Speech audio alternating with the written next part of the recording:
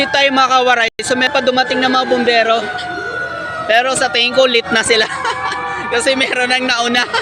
So ayan, wala nang apoy. So usok na lang siya. Usok na lang.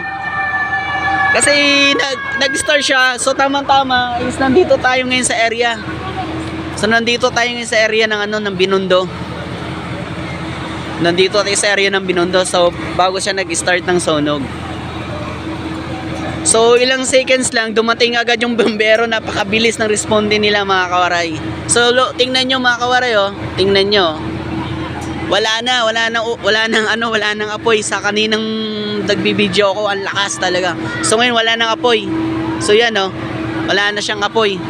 Usok na lang kasi meron na pumasok kanina doon. Inakyat na nila sa taas.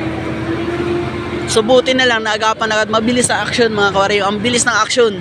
Kasi kung hindi tatagal pa, so lahat yan masusunog, matutopo kasi ang loob niyan is puro mga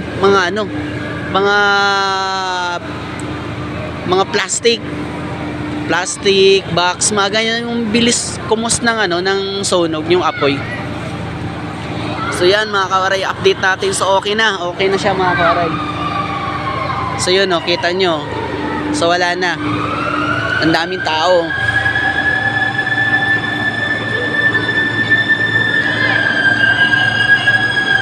So okay na mga kawaray.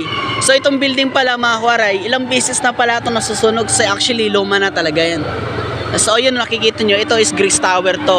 Itong building na to is Grace Tower yan. So nadamay siya kasi yung usok napunta doon, kita nyo. Talagang itim na itim yung building na to. So likod dito si Sanjoy Tower. So ito naman is Divisoria Mall to, Divisoria Mall. So malapit lang naman siya. So ito yung nasunog mga kawaray. So okay na siya, safe na mga kawaray, safe na. So okay na siya mga kawaray.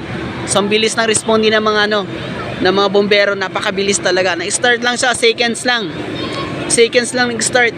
Mamaya kunti nandiyan na mga bombero, ang mga bombero magigiting. Congrats sa inyo. So congrats sa inyo mga Thank you. Sige mga kawaray. Bye bye, see you in my next video.